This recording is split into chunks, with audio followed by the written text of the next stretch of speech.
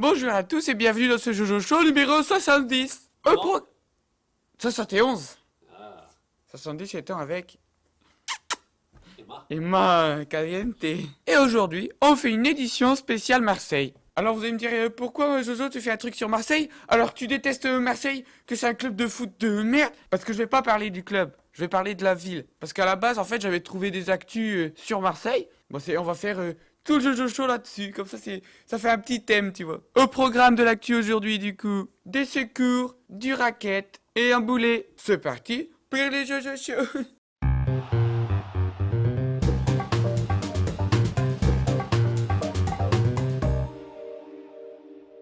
Secours.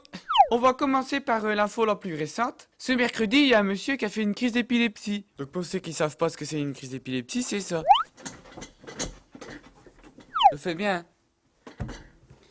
J'ai gagné le concours d'imitation de crise d'épilepsie en 2013. C'est vrai. Non. Du coup, qu'est-ce qu'elle fait sa femme? Elle appelle les pompiers. Pimpopin, pimpopin. Bravo. Les pompiers arrivent, ils embarquent le mec, direction l'hôpital. Et dans le camion, le mec qui a fait sa crise d'épilepsie, il a soif. Alors il demande de l'eau. Donc la femme, elle dit, vous pourrez donner de l'eau à mon mari. Et les pompiers ont refusé de lui donner un verre d'eau. Alors vous allez me dire, c'est méchant comme ça de refuser de donner de l'eau à un pauvre monsieur qui souffre. Sauf qu'en fait, comme on sait pas quelle est l'origine de la crise d'épilepsie, il faut l'emmener à l'hôpital. Et il faut faire une prise de sang. Sauf que la prise de sang, faut que le mec il soit à jeun pour pas fausser les résultats. Là, la nana elle commence à s'énerver. Pourquoi vous voulez pas donner de l'eau à mon mari? Et ça se fait trop pas. Et le mec qui a fait une crise d'épilepsie s'énerve. Donne-moi de l'eau. Donne-moi de l'eau, fils de... Alors les papiers ils ont fait on se calme monsieur, je vous n'ai pas le droit de vous donner de l'eau. Tu veux pas me donner de l'eau? Et comme ça le mec il crache dessus, il les insulte et il les frappe. Le mec a fait le combo. Dans les parties intimes. Alors forcément, quand t'es pompier, que tu sauves la vie de quelqu'un et que lui te remercie avec un gros molar dans la bouche, une petite insulte gratuite et qui te castre, derrière qu'est-ce que tu fais? Tu l'abandonnes au bord de la route. Mais ils avaient eu l'accord des supérieurs. Donc les pompiers ne sont absolument pas en tort. Ils l'ont descendu et le mec a dû comme ça attendre sur le côté. Sauf que l'affaire elle est pas restée là. Parce que comme ça, agresser un pompier, c'est un grave délit mon gars. Donc le monsieur qui a donné son petit coup de pied, 2 mois de prison avec sursis, et sa femme, elle a eu 5 jours d'amende à 3 euros. Alors je ne sais absolument pas ce que c'est. Est-ce que pendant 100 jours, elle va devoir donner 3 euros? 300. T'as fait 300 euros, quoi. On ne frappe pas les pompiers. C'est bien un truc de Marseillais, ça, de frapper les pompiers. C'est n'importe quoi. Raquette. Donc là, c'est une info un petit peu plus vieille, hein, puisqu'elle date du mois dernier. Rien à voir avec le tennis, hein. Là, c'est une autre affaire. En fait, il y a un gamin de 14 ans qui rentre chez lui, et puis, sur la route, il se fait agresser, quoi. Il y a 3 mecs comme ça qui veulent lui racketter son téléphone. Sauf que la victime, elle a 14 ans. Et ses agresseurs, ils en avaient 13, 14 et 15. Donc le mec, il s'est fait racketter par un gamin plus jeune que lui. C'est trop là, on t'es à l'école, tu te fais racketter par un 6ème. Ah, le bébé. Bon, après, c'est vrai que le mec de 13 ans était pas tout seul, quoi. Ils l'ont racketté à 3, hein, parce que la règle de 3 dit que des racailles vont agresser des mecs que s'ils sont 3 fois plus. Véridique, c'est dans mon spectacle, je vous invite à vérifier cette information. Sauf que c'est pas très malin de leur part, des racketteurs. Parce que ça, ils l'ont fait en pleine rue. Alors je sais que souvent en pleine rue, quand il y a du racket, les gens n'osent pas intervenir. Mais là, il y a quelqu'un qui est intervenu. Et la personne qui est intervenue, c'était un policier qui était pas en service. Mais qui reste policier, agent de la paix avant tout. Donc il a dû intervenir. Donc le policier, il a attrapé un gamin, les 2 autres ils sont enfuis, mais se sont fait rattraper par des voitures de police. C'est les prix qu'ils croyaient prendre. Ah, ils ont fait les malins, ils ont dû faire une de ces tronches. Attention aux polices. Ah, ils ont dû bien la fermer là. Alors les enfants, ils ont été placés en garde à vue, mais comme c'est des mineurs, hein, ils n'auront rien. Hein. Ils iront peut-être au tribunal correctionnel. Pour prendre une bonne correction, hein. Moi, je leur mettrai une belle fessée, hein. Ah, c'est pas bien de racketter. Et la victime, ça va, elle n'a pas grand-chose. Elle a été blessée au cuir chevelu. Donc, c'est soit ses cheveux sont abîmés, soit je sais pas. Je ne sais pas. Je n'ai pas plus d'informations. Boulet. Alors, cette information, elle date un peu, hein. Elle date de 1792, donc. En pleine Révolution française, quoi. Et la Société populaire de Marseille, qui était un peu de service de sécurité, il y a des gardes, ils s'emmerdaient. Ils ont dit, qu'est-ce qu'on pourrait faire pour passer le temps? J'ai une idée.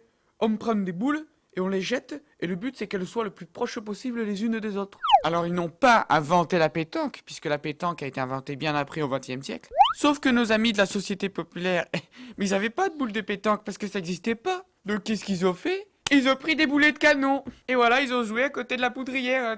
Allez, on jette les boulets de canon remplis de poudre. Oui. Hurrah. Sauf que voilà, bah on sait pas trop comment, mais il y a des boulets qui sont entrechoqués. Il y a dû avoir une petite étincelle ou je sais pas quoi. Et forcément, quand t'es à côté de la poudrière...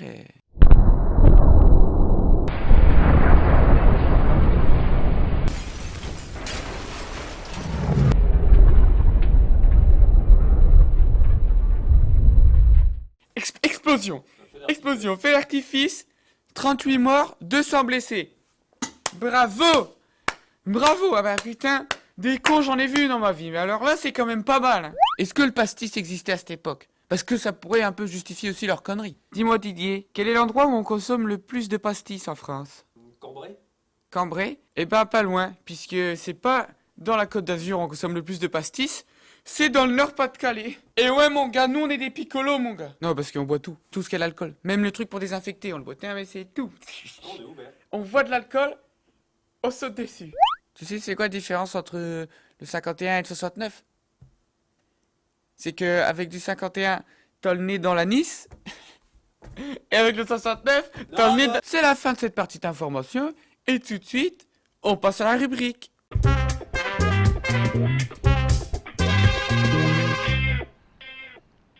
Donc Marseille, hein, deuxième plus grosse ville de France. En termes d'habitants, on est au-dessus des 800 000. Hein. Mais alors c'est la deuxième plus grosse ville de France, mais ce n'est que la troisième zone urbaine. C'est quoi une zone urbaine? Bah c'est une ville, et puis toi les communes qui sont reliées quoi. Donc la première c'est Paris et la métropole, qui ont 12 millions d'habitants. Puis la deuxième c'est Lyon, c'est au-dessus de 2 millions d'habitants. Et juste en dessous, on a Marseille-Aix-en-Provence, 1,8 million d'habitants, c'est pas mal. Pour information, la zone urbaine de Lille, donc ça veut dire Lille, Roubaix, Villeneuve-d'Ascq, Tourcoing, etc. On est la 6e zone urbaine de France. Mais Marseille, c'est surtout la plus vieille ville de France, puisqu'elle a été créée en... 235 après Jésus-Christ. 235 après JC? Et non, c'est moins 600 avant JC. À l'époque, ça s'appelait Massalia. Massalia. Comme la salade Massalia. Ouais. Tu connais la salade Massalia? C'est... Je viens de l'inventer, donc tu peux pas la connaître. Oh le mytho! Oh le mytho! C'était donc un port grec qui permettait de faire du commerce, voilà, entre l'Europe et l'Orient, quoi, sur la mer Méditerranée. D'où le nom de Marseille, la porte de l'Orient. Ce qui est débile, puisque l'Orient c'est en Bretagne, donc ça c'est aucun rapport. C'est la grosse activité commerciale de Marseille encore et toujours. Parce que Marseille, c'est le premier port de France. Juste avant le Havre. Alors Marseille, pendant très longtemps, c'était le plus grand port méditerranéen. Mais, depuis 2014, ils sont fait dépasser par le port de Algeciras. Algeciras. Algeciras. Et Marseille est donc le 5e port européen. Le premier étant Rotterdam. Et bien loin devant. Là, par contre, pour le rattraper, celui-là, il va falloir y aller. Donc Marseille, hein, c'est une ville comme ça de carrefour fluvial, tu vois. Et donc, c'est une ville qui a une population qui change en fonction des vagues de migration. Par exemple, fin du 19e siècle, il y a une grosse migration italienne. Énormément d'Italiens, comme ça, qui quittent l'Italie pour venir s'installer en France. Platini, Platini. Platini. Deuxième vague importante de migration, début du 20e siècle, une population arménienne et corse. Djorkaeff. Et enfin, la plus célèbre, la migration maghrébine, hein, dès les années 1950, juste après la guerre. Forcément, tout le monde est mort, donc fallait repeupler. Hein. Donc on a fait venir des colonies, comme ça, les populations maghrébines. Zizou, Zizou, Zizou. Zizou, c'est un arabe qui est né à Marseille, et les Marseillais, ils ont le seum parce que Zizou, il a joué à Bordeaux, il a jamais joué à Marseille. Ils sont dégoûtés. Alors Marseille... ça a beau être une ville culturelle parce qu'elle est vieille et donc elle a une riche histoire. Hein. C'est pas avec ces artistes qu'elle va être culturelle, hein. Parce que c'est pas ça qui va te faire connaître, merci, non mais si. Et malgré ça, Marseille, elle souffre d'une mauvaise réputation. Hein. Ouais, parce que les médias, ils arrêtent pas de balancer comme ça que des affaires de violence et de délinquance à Marseille. Oui, c'est vrai, je viens de le faire. Donc oui, c'est vrai, je participe à cette image mauvaise de Marseille. Ouais, mais bon, c'était quand même marrant, quoi. Parce que le mec, quand il frappait les pompiers dans les bijoux de famille, c'est quand même rigolo. Et pourtant, Marseille, c'est que la 13e ville où il y a le plus d'agressions. La première étant Nice. Et ouais.